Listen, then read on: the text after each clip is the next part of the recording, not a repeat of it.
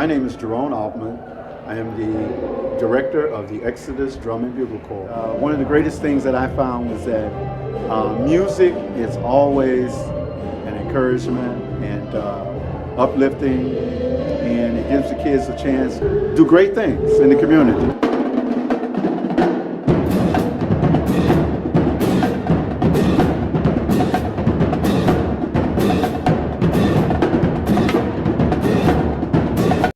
Hi, we're here at Exodus Institute and we're live. We happen to have the Zoom calls calling in. Right now, I happen to have a couple of guests over here to my right, and these ladies are going to be speaking about, I guess, a little of the Black history that we kind of overlooked. They're going to be speaking about some of the women that happen to come up from the West Side, and they're going to open up, we're going to open up this room, and we have Minister Jones on her right, and they're going to come introduce themselves and speak about whatever's on their heart and on their mind in this segment of the show. So would you please, Ms. Calhoun, grab that mic and introduce and say what you want. Well, good afternoon, and thank you for having me at the Institute, Exodus Institute, and thank you for sharing the history of the Institute with me, because I knew very little about it. History is an amazing concept for me. This is Women's History Month.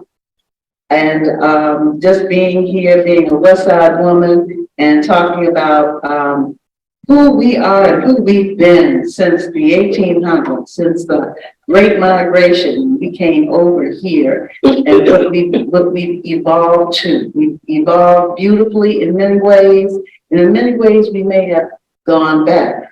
But what's important about being here at the Exodus Institute and being next to Jones and looking at these people out in our audience, that we are still here. You know, being a senior citizen for me is the most majestic thing that you can be. I am a great grandmother of 6. That is my claim to fame. That is my power right now. That is the economy of God. And whatever I do it not for myself.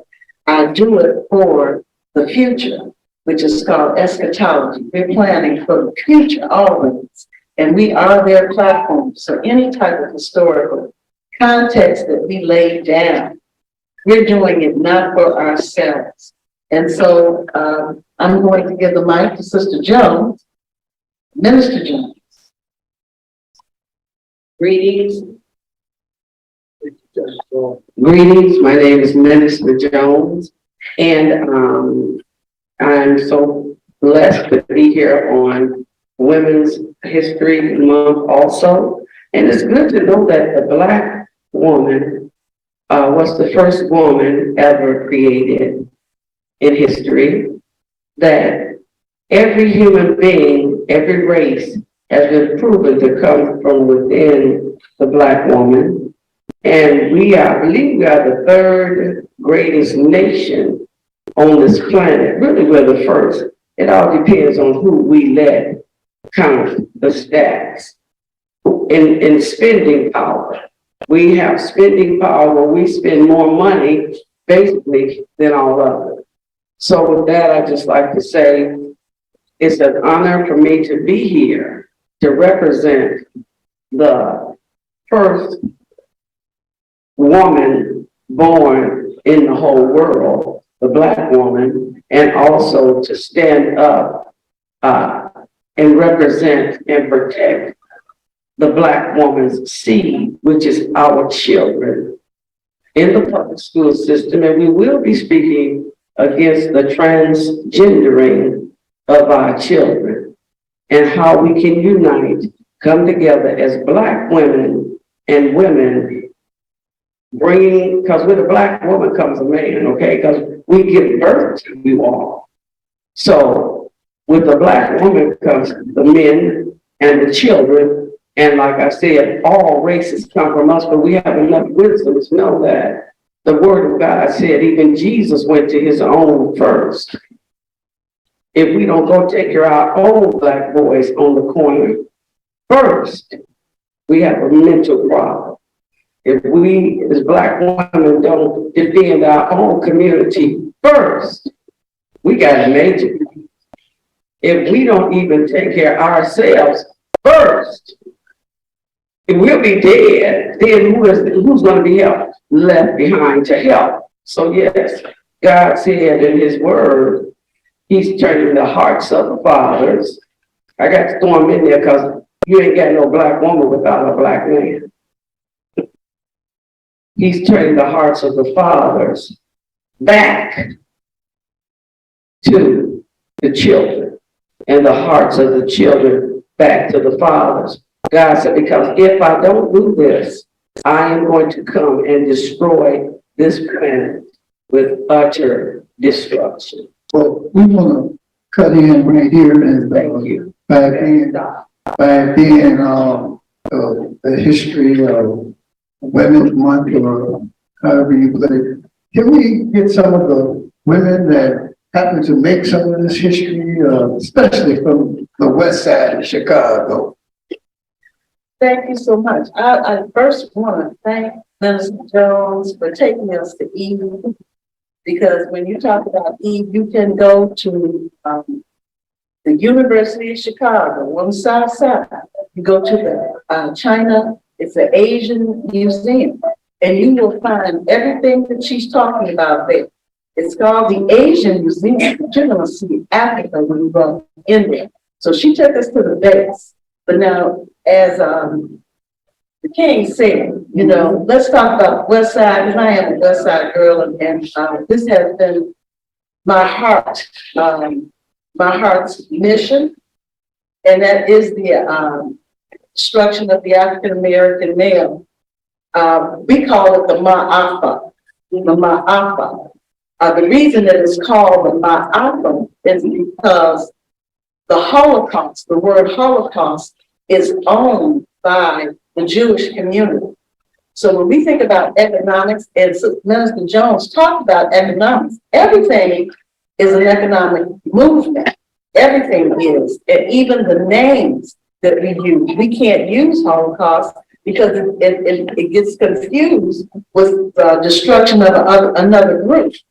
But our group is called the Ma'afa, and that Ma'afa begins that trail of blood from Africa to America. I had an opportunity to go to Ghana in 2003 with Dr. Jeremiah A. Wright Jr., Dr. Ida Carruthers and their families. And when we went there, I had an opportunity to stand at the door of no return. This is in West Africa. Now, we all perceive things differently. When I stood at that door of no return, that was one experience, because I'm looking at this water and you see nothing else. So whoever was taken from West Africa, that's what they saw. There was nothing. And so standing in the El Mina Slave Castle, I'm standing in front of a church in this castle. And on one side is the African dungeon, the male dungeon, and on the other side is the female dungeon. And at the top, the scriptures was in Portuguese that said, "Here lies the resting place of God." And I remember thinking to myself in 2003, that's stupid. God can't rest here. But you know what, Minister Jones? It was 2003. I'm standing here from the west side of Chicago, via the south side of Chicago with Dr. Jeremiah A. Wright. My job is to give testimony to that. That's not something, and there are people who are saying the Ma'afa and what happened during slavery not even happened. And you know, that's so wonderful that you told that story, because a lot of people don't realize how far. You said West Africa, and that's still, and you said from the west side. And I had asked the question to you to tell about the women, but that was from the west side. And I guess you had to go all the way back there to bring it up forward for this history, this long, wonderful history that we happen to have as a rich people.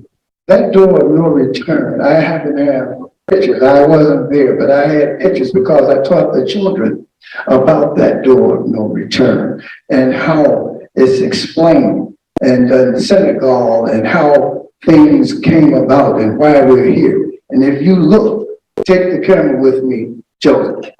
If you look over here on this wall over here, those people that left from that door of no return came over on the slave ships, and they were packed up on top of one another like this. They said you could smell the ships 2 or 3 weeks before they made it to the shores of the United States. This is how they were packed. How they ate, how they used the washroom was all in the same area and in the same portion of it. But still, we survived. And so would you please let them know how wonderful, because there's a woman that I happen to be, she had me when there was some things she fought when the native son of the West Side was raided. When they killed Fred Hampton, this gentleman decided to go and run for governor. And this woman sat back and said, there is no way we're gonna let this guy, Hanrahan, run this state and be our governor. And she had, matter of fact, when Ogilvy, a Republican, sat back and won the governor, it was Nancy B. Jefferson who he held up her hand up on the stage when he became the governor of the state of Illinois. I had to just throw that in, and you can go on and elaborate upon all these wonderful sisters we happen to have. No, because there's nothing more wonderful, nothing more intimate, nothing more powerful than a Black man who honors a Black woman. There's nothing more intimate. It has nothing to do with sex. It has nothing to do with the body. It has nothing to do with money. It has to do with who we are. Do you know how we felt sitting there listening to you? We could have sat there and listened for, talk about us, sister. Tell us who we are. We need to hear that. You know, we're queens of the, y'all say so, because if y'all think we're not, then those who are us, the majesty of age is, you know, we just don't pay enough attention. We just don't really, you know, we don't love you anyway, but we're not paying that majesty no attention, you know. But getting our young girls to know who they are, Yes. getting them to understand that your job is to get where we are. You know, I mean, being an educator, children will tell you, you know, kids will say it because they're kids.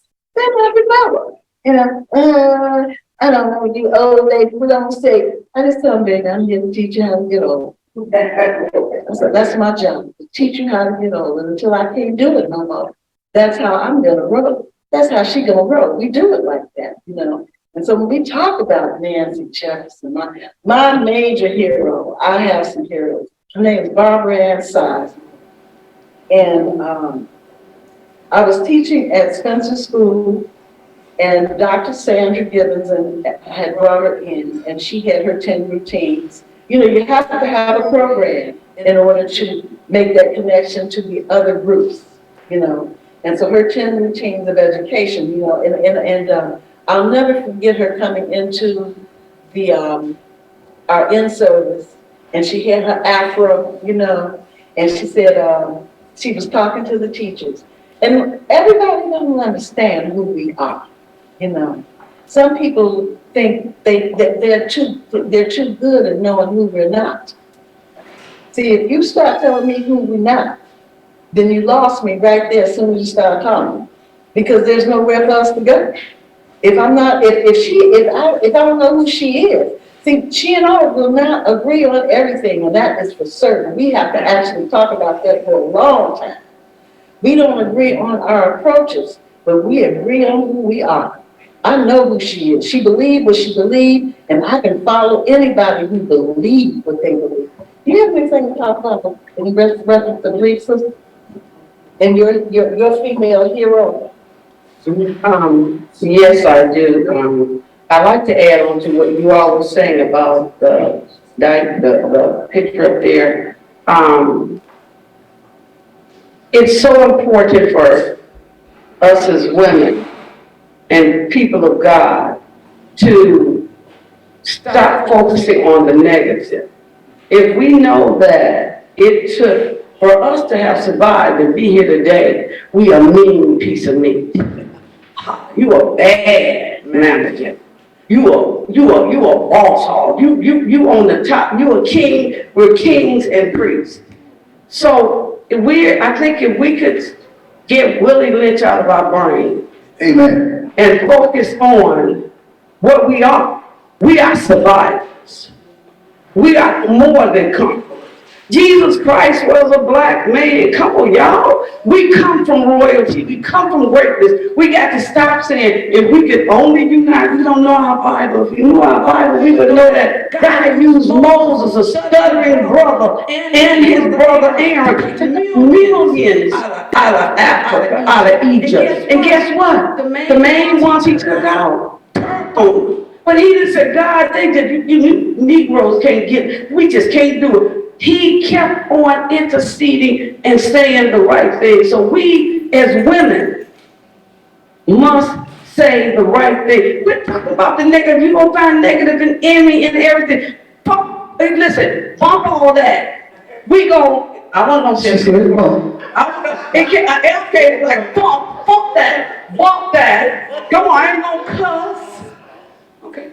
But what it is here, we're going to have to focus on the positive. Don't speak, we done spoke enough negative as Negroes to never speak negative again in our life. And I want to wrap it up by saying this here. The older women, us, are instructed by God. I don't care how we die here. We're instructed to train up the younger women. So if we see the younger women got issues out there, that's because we the older women got issues because we ain't doing our job. So keep us up in prayer as we now, before the return of Christ, get the job done and bring up our women so that they can be mighty queens of God. And I want to speak about that Willie Lynch that she mentioned, because we just had an election here in Chicago. And if you didn't see Willie Lynch theory acting up in that election, I'm not criticizing all those people that ran, but it was only one Caucasian and one Latino off up in there, and there was 9 or 10 African Americans running, and that divided certain things. And so you have to think logically on certain issues and things, and you have to come together and, like she said, get rid of that Willie Lynch theory, and that we got to go further than that. Did you want to say anything to wrap this up? Yes, I would, especially in regards to Willie Lynch, and when you said Negroes, Negroes, William Edward Barnhart Du Bois left America after being one of the co-founders of the NAACP. He left America brokenhearted, but he didn't just leave America. He went to Ghana, and what he did was he began to write our history. He started writing our contributions down. But what he said when he left, he said, the problem of the 21st century will be the Negro problem. But the thing is remember, that was back in the 1800s. You see, or the early 1900s that we left. So we have to start thinking generationally, because our babies, because I'm a great grandmother, my son is in his 50s, my grandchildren are in their 30s, and my oldest grandson is 10 years old. Now, my baby daddy, my son's baby daddy, he's my baby daddy, right? Because we weren't married. He has a daughter that's the same age as our great grandbaby. So when we start accepting birth, period, just accept birth, then that will give us a collective power. But as long as we can decide who is, who ain't, who can, who can't, because we deal with sexism, racism, classism, and ageism. And that, the Black woman is a victim of all of those things, and that's why we're so powerful. So I don't want you ladies to leave. We're gonna have some call-ins. And, we happen to have right now, we happen to have Major Adams, daughter, Diane Adams, on the line. And Mr. Altman, Jerome wanted to do something special because some of Major Adams' half of Henry Warner projects wanted to mention him during Black History Month, but they didn't get a chance. So we gave out the Zoom number, and Mr. Altman passed the number out. They're supposed to call in and do different things. I'm going to give a brief history about Major Adams. Major Adams was a gentleman that happened to have Major Adams Academy, but he was at Henry Warner Boys Girls Club. And this man sat back and he has raised so many people and different young men and women. We're so proud to be able to have someone to look up and to save us from our own selves and to doing different things. And he did it through the drum and bugle was one of the things that he did it with. And this talent that he gave us, we spread it throughout the nation. You have South Shore Drill Team as a funding of it. We have over here Exodus Drum and Bugle Corps. We're a portion of it. And from Exodus Drum and Bugle Corps, we also happen to have Genesis Drum Line and Chaos. That's another one of the groups. And we all kind of spread from, we're like children of Major Adams. But I happen to have one of Major Adams' biological daughters on the phone. Her name is Diane. And I think, I don't think we can get her sound to come through on the TV, but I'm gonna try to get her to speak over here. Maybe we can hear her. Can you say something, Diane? I can hear you breaking up. Oh, that's fine. Can you hear me? But Can you hear me? yes, I can. We hear you loud and clear. Oh, okay. I got you on mic and everybody. You got me on the computer phone. I'm on the computer speaker. Oh, okay. Well, we got you on speaker over here. It sounds like you're right here in the room with us. You're echoing fine. Did you get a chance to give that to any of your siblings and some of Major's grandchildren, great-grandchildren, and children greater than that? Well, my daughters and everybody's at work. Then my siblings, they barely answer their phone. So you just got me. Okay, well, that's fine because you just happen to be the one that I stay in contact with. You and Reggie, basically, I stay in contact with you all more. Yeah, I'm going to send it to Reggie, but I didn't have enough time to do what I needed to do. Okay, well, I happen to have an award that Exodus presented, the first annual award, Unsung Hero Award, and it was presented to Major Adams and Henry Horner's what we placed up on this award. And when I told you that we were doing this award, I was so proud to accept this award for you and your family because you all told us to accept. Yes, I did, and I thank you for that very much. I appreciate it, because I could just fly in. I could take the time that they did, and I just didn't have time enough to fly in and then come back out. But thank you very much for accepting the award, and I present it to you. Oh, thank you. We're very proud. We're gonna hang this up over here in Exodus. But I also want them to know, not only are you Major Adams' daughter, but you kind of carry on some of his legacy that you do with some of the youth in the community that you happen to be in down in Texas. There are some suicidal youth that you happen to work with. Yes, I'm able to save some, and some of them, so many you can't save, but I see where I do my volunteering work from my dad, and I really do enjoy doing it. And I want you to know, when you came to Chicago, you placed some yellow ribbons around the tree here in Austin and at the tree down in Major Avenue. Every time I come to Chicago, I try to bring a new ribbon. Oh, okay, because the one in Austin area did get a little dirty, so we haven't touched it, we didn't change it or anything. But as soon as you get here, we will do another ceremony and here and at Major Adams Academy once you all come here. Aren't you a board member down at Major Adams Academy? Pardon me? Aren't you a board member of something? Oh, yes, I got on the board, thank you. Okay. I guess I'm gonna have to move back in town just to keep up with you guys. Oh, well, that would be fine. I'd be glad to see you.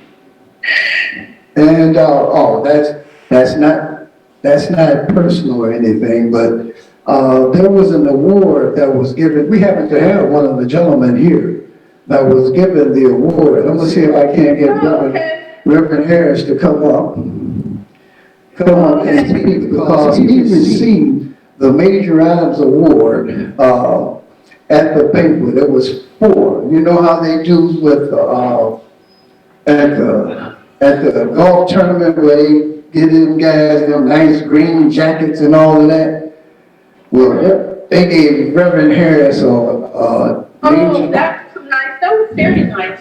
they gave him a beautiful leather jacket with Major Adams' picture on it. We were down there at that banquet, and Reverend, would you please come over and explain to Diane exactly why they passed that award out and how you feel with that nice jacket that you got? Well, I'm not gonna tell them too much about the nice jacket, because everybody asking about the jacket they want. Yeah, but it's a great memento, yeah, and we really appreciate you, Diane, and the siblings of Major Adams and what you all mean in the city of Chicago.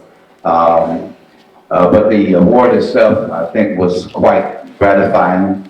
I'm not sure how much I deserved it, other than just being a servant in the community, coming under the mentorship and the tutelage of Major Adams, because I can remember Major keeping me out of a lot of trouble when I first came to Chicago. Yes, to work with the youth in the communities, because being fresh out of school, college, I thought I knew everything and knew how things supposed to go according to the book. But Major, he really taught us in the way that how to deal with people where they are. And I think that's important.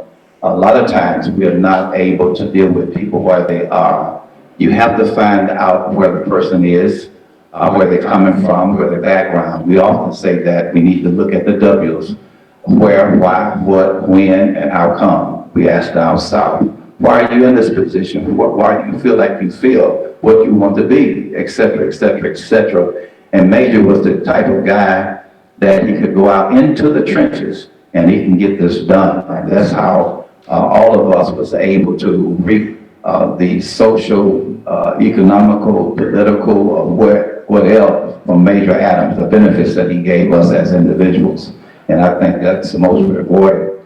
But more important than that, being under the tutelage of Major Adams, we would like to express ourselves. What is that we want Chicago to know about Major, his legacy? What is that we want the world to know about? Because he was responsible for the, as our host today, Brother James, he was responsible for that young man, Exodus Institute, Jerome Altman, myself, Dr. Von Tatum, Steve Parkins, the retired at Chicago State University, Howard Lathans, who is the super guru in terms of working in the communities, and the list goes on and on. Earth, Wind, and Fire, they came up through the ranks under Major Adams, and I just think it's just rewarding. But from a sibling perspective, what is that you would want the people to know about your father's legacy? Can you tell us that? Yeah. About a second. Are we still on? Yeah. Our guest for some reason has a disconnection with the phone, but hopefully she can rejoin us. But in the meantime, I'd like to say, as a disclaimer for Exodus Institute, the views and opinions expressed on this platform, the program, are not those necessarily of Exodus Institute or reflect views of Exodus Institute. Thank you. We'll come back later. Thank you. Thank you so much, dear Reverend Harris. the phone got disconnected, but he had asked you a question because you had to share your father with so many of us. I mean, there was thousands of us that went through Major Adams Academy, the Boys Club, and that he fathered. And I think his question was, how was it for you and the family? Did you want to elaborate on that? I can't hear you. Diane? Can you hear me now? I hear you now. Oh, thank you so much. My dad would be so proud. As I know, he always say, if you speak for me, you only have the day. Only want to speak for a minute. But I thank him so much. And I'm glad he enjoyed the jacket because I enjoy looking at it and showing it to people. Oh, well, The picture. that jacket was fine. I'm pretty sure that we might be able to. Can we get one of those jackets, Reverend Harris, for Diane when she comes in? Okay. Reverend Harris said he'll put in an order for you when you get here to Chicago. Give him a call, and so that he'll he'll get a jacket for you. That's the Reverend. He's gonna get a jacket for you. And Thank you. thank you so much. We want to hope that you stay blessed and keep up the good work that you're doing with those children down there in Texas. Thank you so much, and thank you for still honoring my father. I really appreciate that for me and my siblings. Thank you so much. Bye-bye. Bye. Okay, so we're still here, and we got you ladies here. If you all want to add anything to that conversation or anything that you all would like to carry further. And do we have anybody else calling in on the Zoom? Oh, okay, you can go right ahead. So again, very proud of Harris and the amazing contributions he's made to our people and to Chicago and the West Side. But this is Women's History Month, and I came up during the '60s. And women's history, it's not just Black women. And when I think of the unsung heroes, I just like to sing a little song, if you don't mind. One of our graduation songs that will bring us from. Can we get the music? Do we? No, I don't need any music. I don't need any music. I can play handball and nothing. Oh, okay.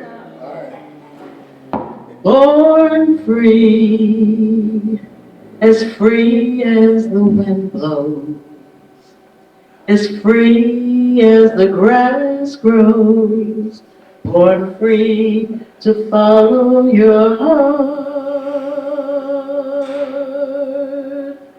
Live free and beauty surrounds you. You're free as a roaring tide, so there's no need to hide. Born free, and life is worth living. It's only worth living 'cause you're born free. I just think a lot of us will remember our music teachers. Hey, now give her a nice round of applause. And with that, we get 1 minute, and I'm gonna wrap this up. And that song took me back when she sang Born Free. When I gotta go back to Major Adams. There was a time Major Adams left Henry on the Boys Club, and he got with his porter, and he got Miss Porter this money behind him, and it developed the St. Andrew's Point. It was different groups that came together, and down by the Plumbers Union, or almost by Harpo Studios, where they came together and started performing. The very first song that the group played was called Exodus, the name of the institution. The second song, now we all at Henry Horner Project or Robert Taylor or wherever, we were all in poor communities. But that song was played, Exodus was the very first song when the drum and bugle corps got everything together. And like I said, there was 6 different groups that came together that brought that up. And the next song that they played was Somewhere. There's a place for us, somewhere there's a place for us. Born Free was also one of them. Blue Moon, these were all songs that were so important to us coming up. And then there was More Than 1,000, there's something other. That's more, but it was something about the love and the dramatics of the horn that were being played and the drums and well, they couldn't do that but circles and squares at the time because we had just learned how to march. The drum and bugle corps didn't march until the kids came from Robert Taylor with Jerome Altman and Pete from South Shore Drill Team. When them boys came now, they could march and perform. Boise Edwards, who put them together after all of this was started. And matter of fact, I gotta mention Boise Edwards too, because he's the one that gave us the name Exodus Out the Hood. We used to do his TV show. And every time I brought the children on, well, he would say, this is Exodus Out the Hood. That's how the TV program got started, with them going and graduating and going to college. And like I said, I want to thank you ladies for coming out and joining us here at Exodus. And we may have another program coming on after this. So thank you all. Give them a round of applause, please.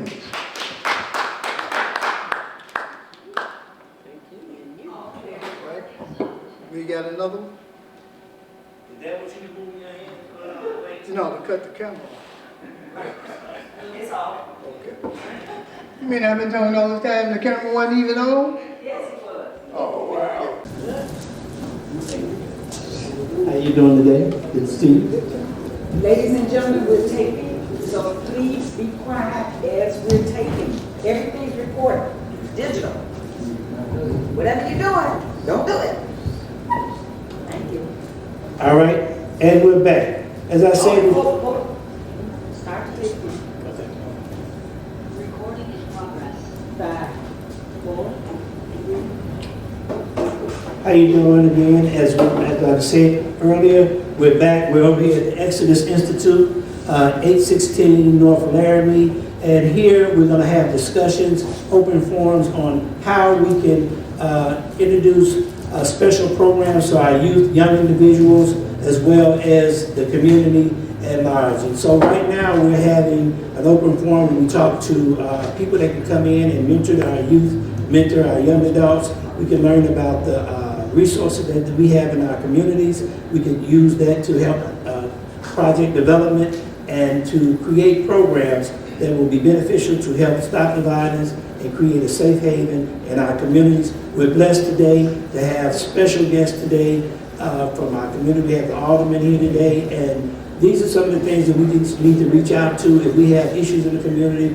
Go and feel free to be able to talk to the alderman and your T.R.I.P.S program. They come and visit all the time. That's what we need, more community policing and community involvement so we can feel that we love each other and that we can be in safe environments. So today we have a special guest. I'm going to let you introduce yourself and tell the people of the viewing audience as well as our social media network who you are, what you do, and how we can be of assistance to what you're doing in this community. Thank you, and thank Jerome for inviting me today, and it's always good to be back at Exodus and the home where we started at. My name is Emma Litz. I'm the alderman for 37th Ward. I've been the alderman for 23 years. And during the time of my being in office, this is one of the locations that we sought with the city to make sure that we keep a place for our children, to help Exodus to have a home.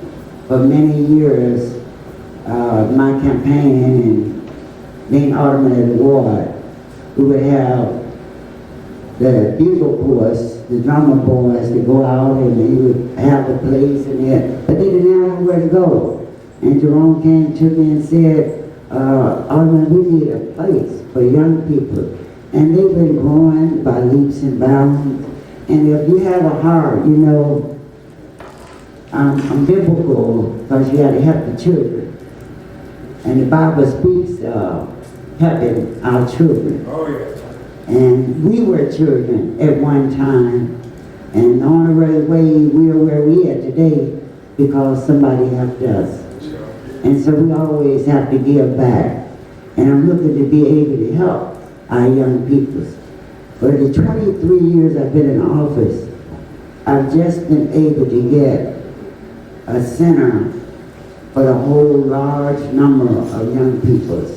We just cut a ribbon on Laramie and Claire, one of the largest soccer field, play baseball, just everything for young people. Where we can't have one, we need multiple places. And for my trouble and standing fast on what I believe in, God blessed me to be able to get a Boys and Girls Club the same time as I'm getting the youth center. Double for my trouble.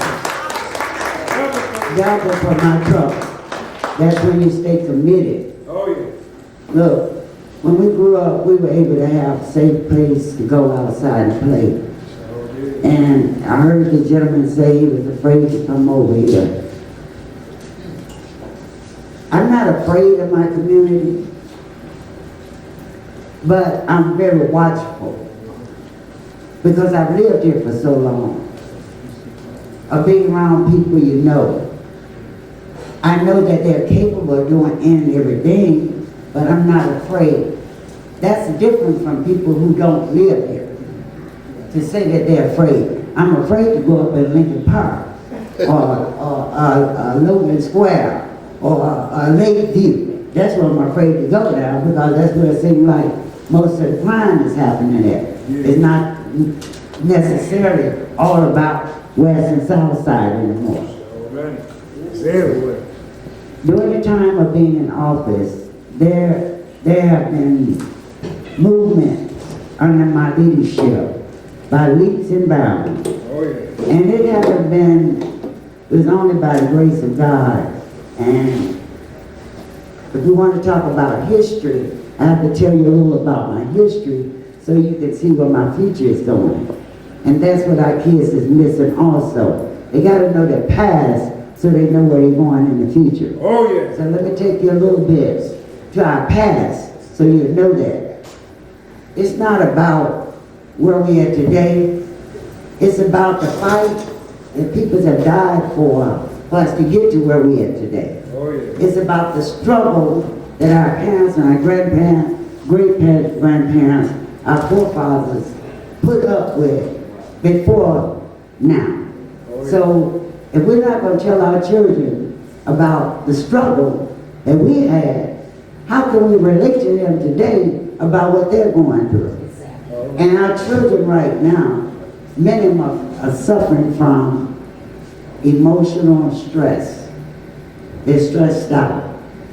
And if you don't take time to learn what they're stressed out and being able to communicate with them, we could end up having them being suicidal.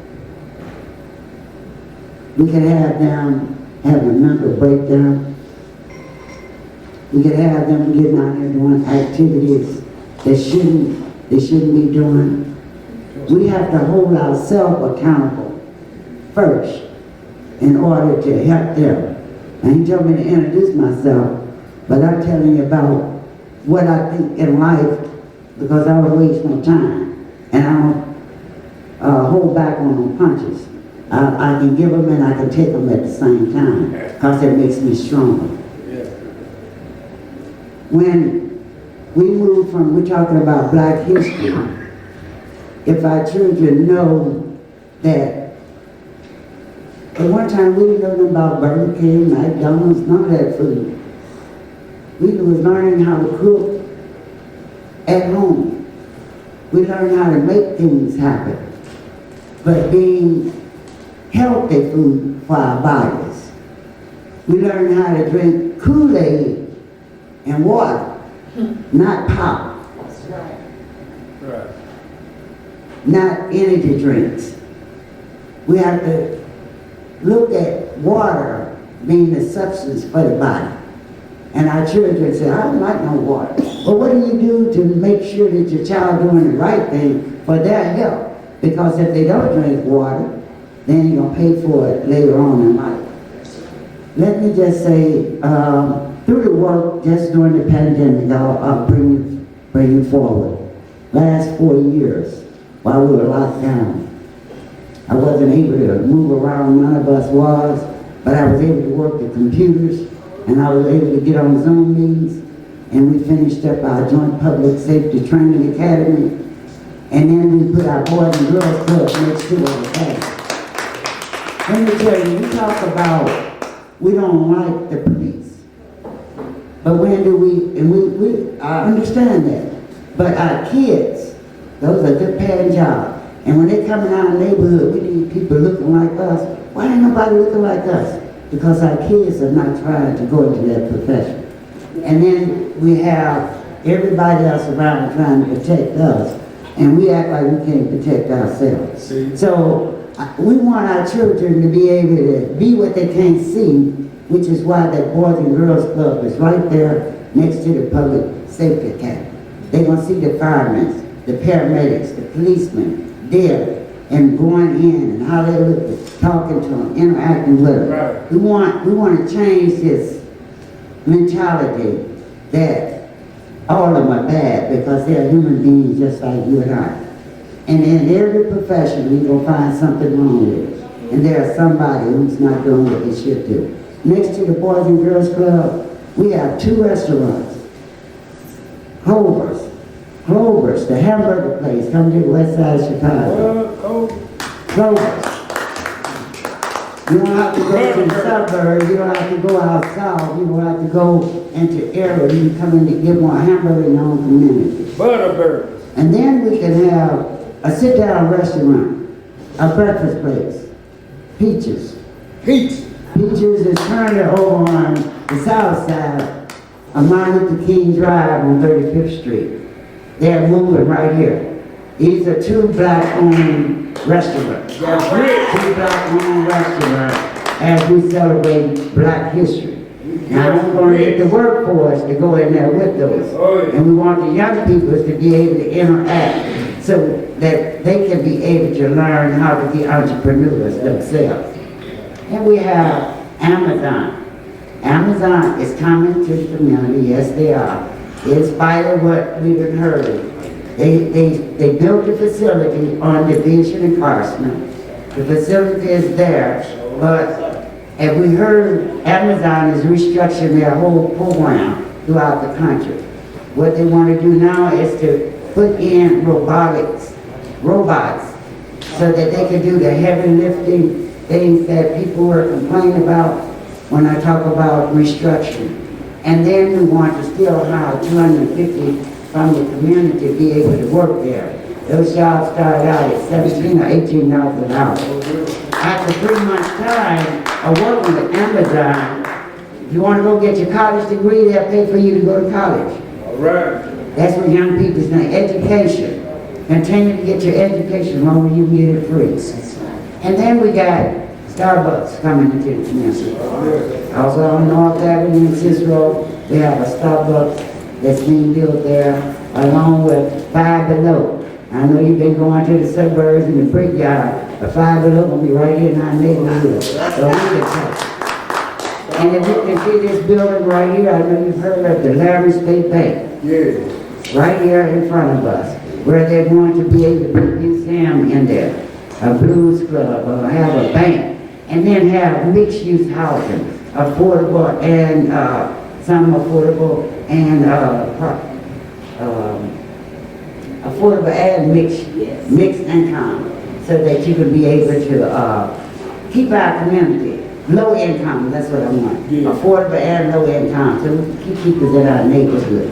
Then we have PCC Wellness Center up on Lake Street. They're expanding their facility, so we can have more care where people's gonna have to go out in the neighborhood. They have it right in the neighborhood.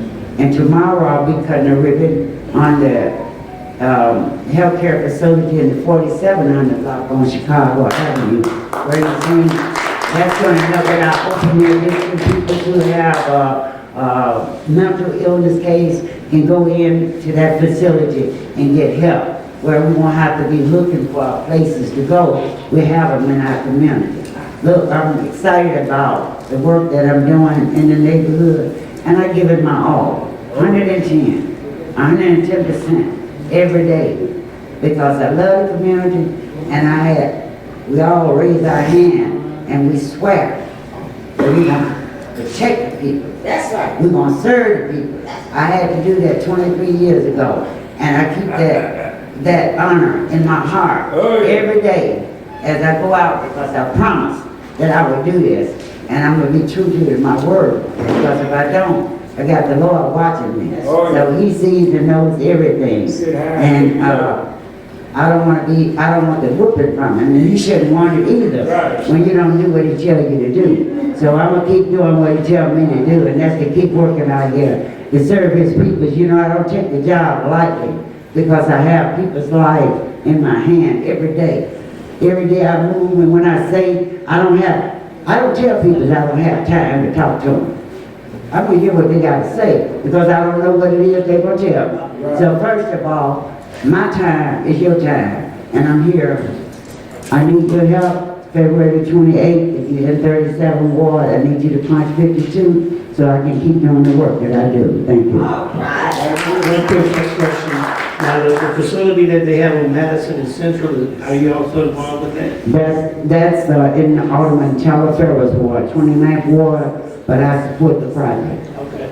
So, your office, and I think we have somebody here from the Garfield Park Advisory Council. I'm also a vice president of the Garfield Advisory Council. We have Gina Jamerson here. She's also part of the Garfield Park Advisory Council, and I know they have that West Side Rising and a lot of other groups that's collaborative. Do the Austin community collaborate with other communities that's right around it? And if so, do you have any suggestions on what we can do to help, bridge the gap of all of us? Just, so someone don't feel like if they walk from Austin into Garfield area or go into Humboldt Park, there's a thread of people we can do to make it feel safe. I learned that during the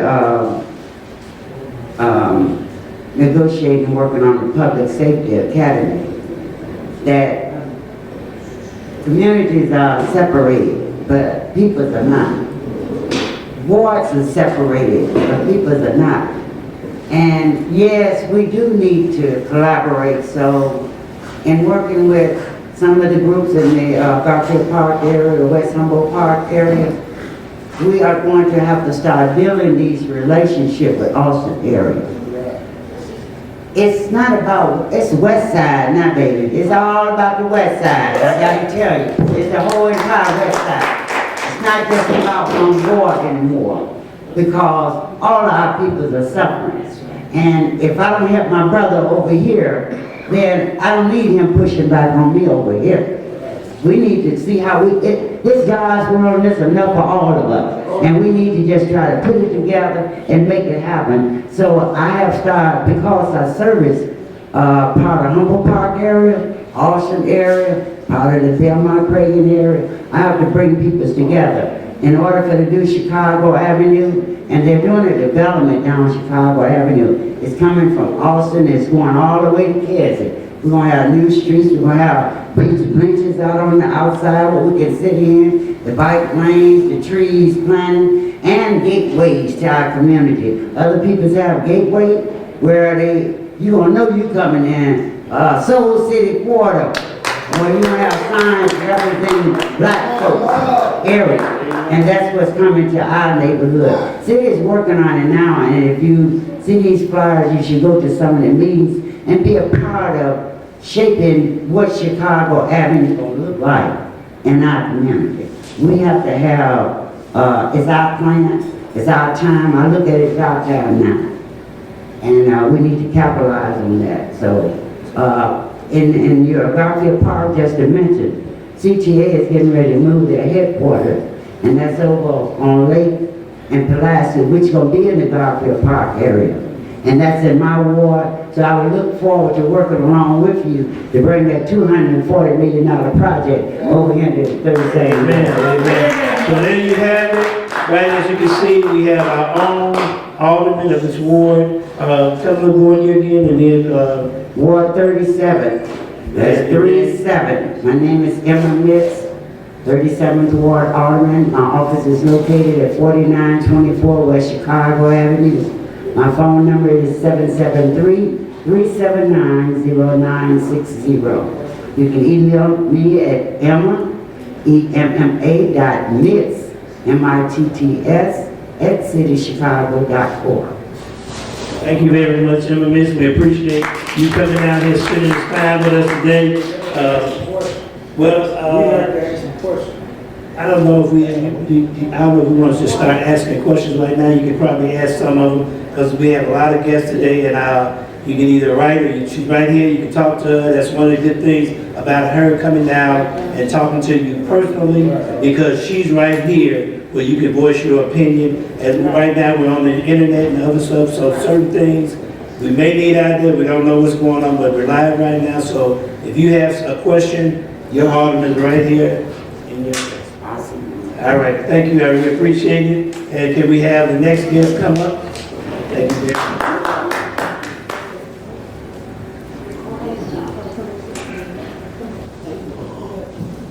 The next guest. I'm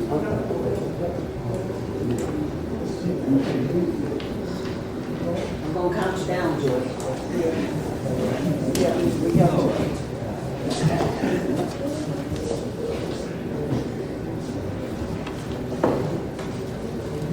You ready? Yep. Hold on. Are y'all quiet on the set? Quiet on set. Quiet on the set.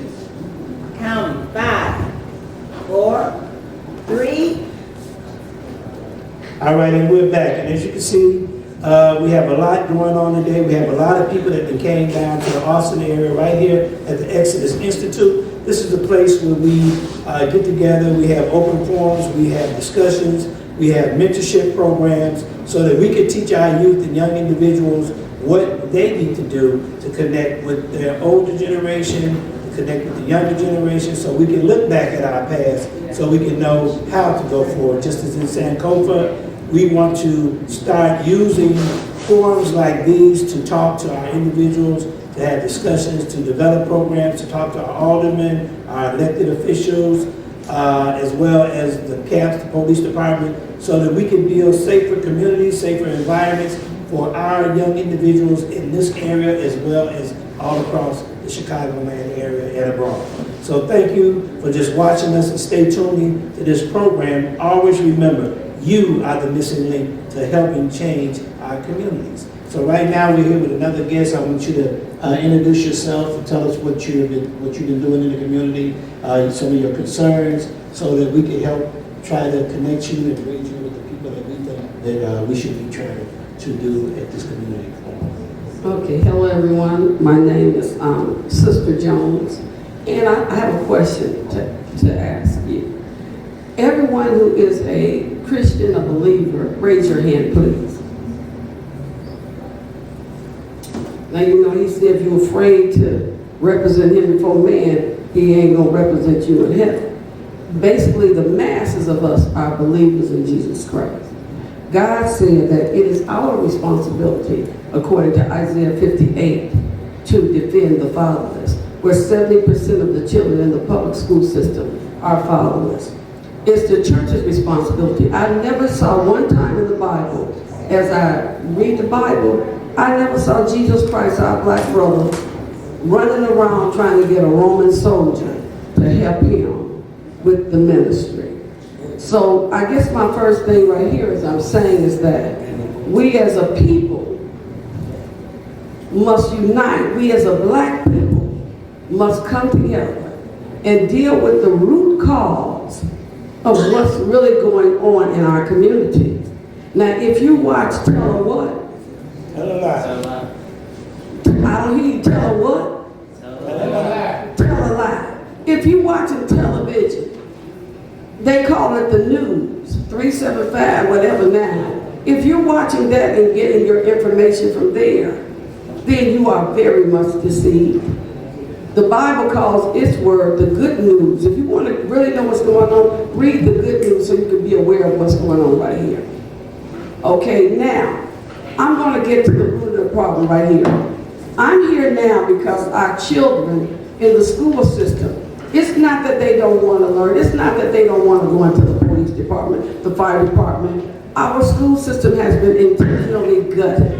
They've taken out phonics, cursive, occupational training, and they have implemented it with, right now, they have sex toys that they're training the children on how to use sex toys in school.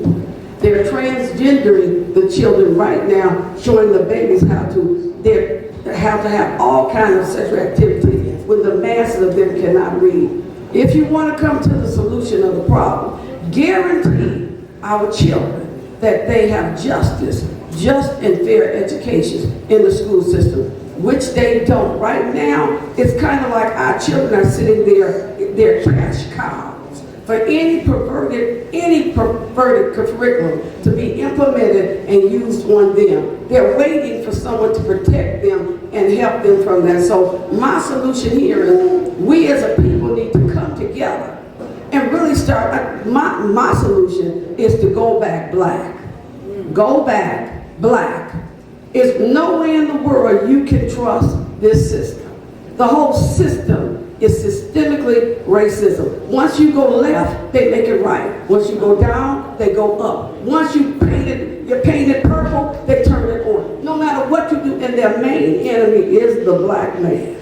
How do you have it where the one who scores the highest at 6 years old is a black male?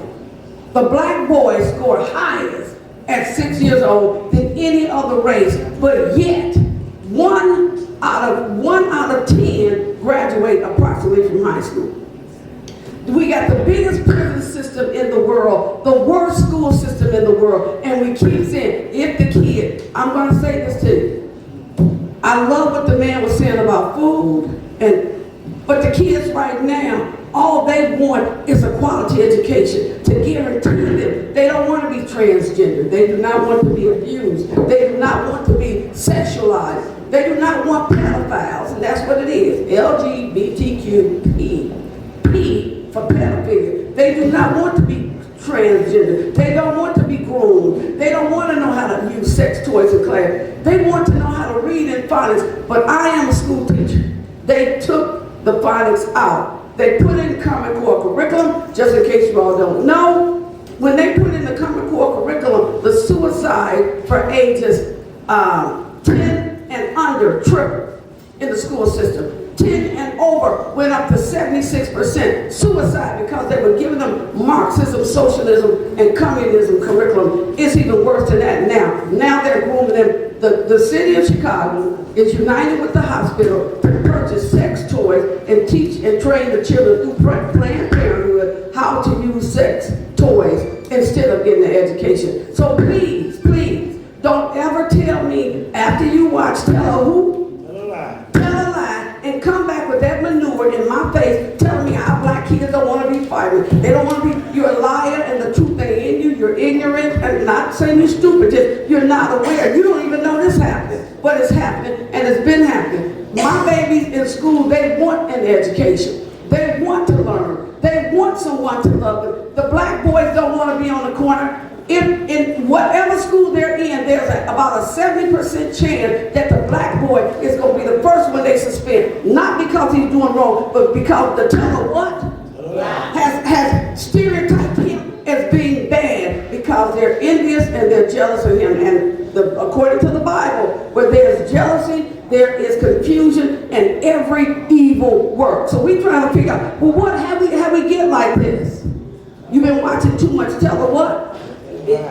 And then it makes you hate your own seed. Listen to me, I live up the street. I ain't scared to come in my community for what? I know my black boys. I train my black boys. My black boys, some of the sweetest boys on this planet. My mother was on the CTA going downtown at 80-something son. She said the only one stood up with all the other races on the bus. The only one stood up and gave her a seat was the one that the tell a lie is telling you is a villain. So with that, I'm going to throw my mic because I feel like throwing it. I'm going to crash the plane and I'm going to let the next person minister. And I wish you all would stand up and represent and protect our children. God's word say protect and defend them. And we as a black people my age, y'all screwed up. We messed up bad.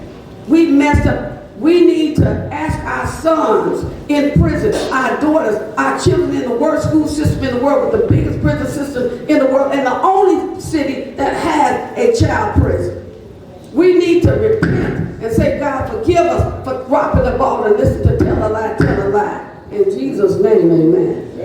So can you tell us a little bit about your where your organization is located, how to get in touch with you? So if anybody have any questions, they can reach out to you. You can contact me through Jerome. He has my contact information. So there you have it. If you want to contact some of these individuals that are here at the forum, always you're invited to come down on Wednesdays. We're here from 12 until 3 o'clock, and you can get a chance to meet, greet, and talk to people that make a difference in your community. You're the missing link to helping change our community issues. So we'll be right back. Thank you very much for getting up here and letting us know what you're doing and how you're helping change our community. All right? Thank you. 4, 3, 2, 1. Hi, we're live here at Exodus Institute. This Wednesday, it happened to be 1 o'clock in the afternoon. And we're giving out all this wonderful information into the neighborhood, to our community. We just had a little health program that we did. It was a very brief thing, but it was some wonderful information about some of the things that are happening. Now we're going to get into some other things. We're going to get into some things about real estate. How this gentleman got involved in real estate. We happen to have over here, we have Gerald over here to my right, and how he got involved in real estate. He gave me a good history of how and where he came from. I hope he would be willing to give that again. And he also classes and the neighborhood and the community, and he'll give us the information on how we can sit back and get some of these tools and some of this good stuff to get us in real estate ourselves, or possibly become entrepreneurs in this business, because it's a booming business at the time. So Gerald, would you take that mic and go ahead and give out the information that you like? You calm down with them calls. We're not ready for the phone man yet. Ed, thank you so much. Appreciate that information you've given on health. It's very imperative that we know and understand about our health. Oh, yeah. Before my father died, I said, is there anything that you would have done differently in your life? He said, yeah, I'm going to learn my body. That's right. And that's huge. That's huge. In learning your body and making sure you're taking the right things forward. So I appreciate that. I even picked up a few tidbits there. Okay.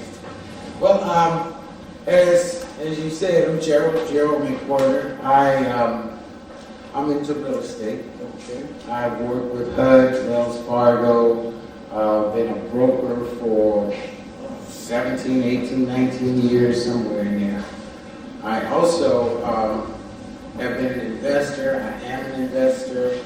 And one of the things that I'm noticing is that there's a tremendous amount of blight and in our communities. Yes. We're actually losing our wealth, which is what Mom and Dad and Big Mom, they bought these houses, and they said, well, when I die, somebody's going to take this house over, and they can have the money and take life to another level. Well, that's not happening. It's going back to the bank. It's going back to the banks, and you've got everybody but us going into these areas and acquiring the houses. Sure. Could you go and tell, because we also have youth out here in the neighborhood and community, and sometimes they don't know how to get involved or what motivates them into going into that direction. Tell that story, how you got motivated into getting into this real estate. Well, I actually grew up with my dad. He was a master carpenter, so I grew up 5 years old I wasn't building the houses, but I was toting the bricks and sorting out the nails and the screws.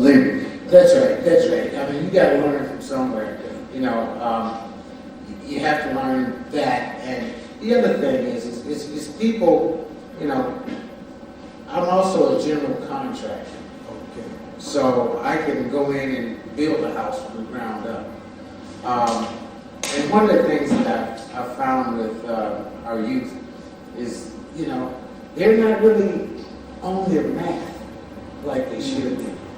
It is a tremendous amount of math it takes to build a house. They didn't build those pyramids guessing how big the blocks were going to be. They couldn't have done it.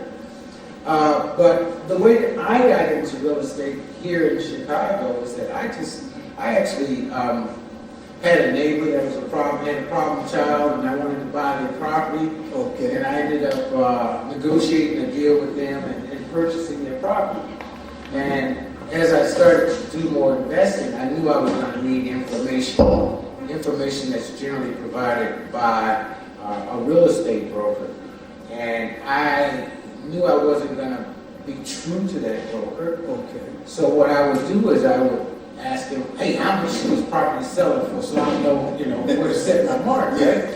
So at that time, I ended up saying, I'm not going to use people like that. I went and got my own real estate license. Once I did that, I opened up my own real estate company. Mm-hmm. Then people started coming to me saying, you know, I want to do real estate. I didn't tell them at the time. I didn't even know how to fill out a contract. So they looked at me for guidance, and I can't even fill out a contract. Mm-hmm. But we navigated through that. And the market crashed. Back in 2006, the market crashed. So what I learned at that point was the distressed property market. I learned about foreclosures. I learned about all of the different ways that a person could lose their house. Mm-hmm. I learned where these houses are. I learned how to acquire these houses. And that's pretty much what I specialize in. So you're saying that the youth really need to go out here and get those T-squares and the protractors and exactly. Compasses and rulers and all the math they can possibly That's right. Get out here and then have a right frame of mind to sit back and to go further, because you have some classes that you do also. That's so right. You kind of help and train.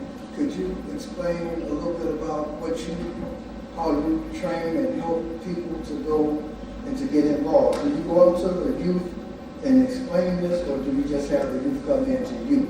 I was working here on the west side with a church. They had a program that they were training youth in construction. Mm-hmm. And I'm a certified, national certified instructor for construction with NCCER. Okay. And so we were coming out and we were training those kids. It was humbling for me, because the more I teach, the more I learn. Okay. That's the beauty of it all. But yes, you have to learn how to build a house. Mm-hmm. You need to know a house is like your body. Look at it like this. When you move something on your body, you hear a pop. You point your attention in that direction. That's right. If you're in your house and your house pop, you better look and see what's going on. Walls could be cracking, the furnace could be going out. That's right. When you take and you flush your toilet or you send things down your drain, if it doesn't go out, it's going to bag up in your house, right? What happens in your body when stuff bags up? You got a problem, right? It's the same thing. Okay. So you need to know all of these nuances. Like I said, math is huge, because, you know, we measure things. Let's say if we got an inch. Within an inch, you can go down to a half inch, a quarter of an inch, eighth of an inch, a 32nd of an inch. And these things have to be, you know, we're talking this about this wide. Mm-hmm. Once you get into it, you understand that, then you become more valuable. I mean, construction workers, you know, and I'm veering off a little bit about the real estate, but construction workers can make, you know, upwards of $45, $50, $60 an hour. And that's with a union card, or do you have a union card or without a union card? Okay. If you can't find nobody to do what you need to do, what would you pay? Well, what would you pay? You get some jacklegs out there that you're going to have to pay Somebody. Well, that's true. We got some jacklegs, but you know, I like to feel confident that, you know, I got really angry at a friend of mine. She's a dark skinned sister. Okay. And she said to me one time, she said, you know, we can't do the job. They're gonna have to get the Mexicans to do the job. How you gonna tell me my people can't do it and we have built this whole city? My people have built pyramids. Yeah. And you gonna tell me we can't do it? Come on, man. You talking to the wrong somebody. Was she talking about their dumbing us down in the school system? Is that what she was referring to? She was buying into, when she said this drug society and all this. No, she's buying into what society wants to plant the story and tell the story about us. Right. If we buy that story, we might as well go ahead and sip whiskey with Willie Lynch. Well, that's why we happen to have all of these meetings here at Exodus Institute, to make the community aware. Yes. And have them wise enough to know better than what some of us sit back and think. Maybe she needs to come out and sit down and hear some of the things that we're doing here. Yes. In the community. Because if they don't get the man over there, we do a music program over here where we do a little drum class and everything. We do quarter notes, 16ths, and 8 notes, and all that, and 30 seconds. And so we do a little bit of that math, even in the music. Yes. So math is very important. You know, I also tell the youth that maybe God's a mathematician because of some of the things that he did. You know, it's real. You know, even our bodies. Look at how he did things in 3. You know, 1, 2, 3, right down the face. Got the hand, 4 on the upper arm. That's right. You know, got the head, got the chest, got the lower body. That's right. So those things were done in 3. So, yeah, even he was a mathematician. So go out there and you learn your math. It's very important. Yes, see, you're educating me right now, and I love it, man. Oh, well, that's what we do. We share. I didn't know music was in. Broke down and no, man. I'm just bobbing my head. That's all. You got the beat. They said, what instrument you play? I said, no, I just play crazy. That's okay. Well, we had enough of that. It's time for us to wake up and do something. Do something right. That's right. Yeah. And so, but you're here to actually give us some of that. Some of that knowledge that you got to carry it on a little bit further and to institute some of this knowledge that you got and to share it with those that want to move into a better field. You heard some of the money that he was talking about making, because a lot of our kids, they sit back and just look at college, but this you don't have to go to college for, that you can sit back here and grasp this off of the little trade schools that we have in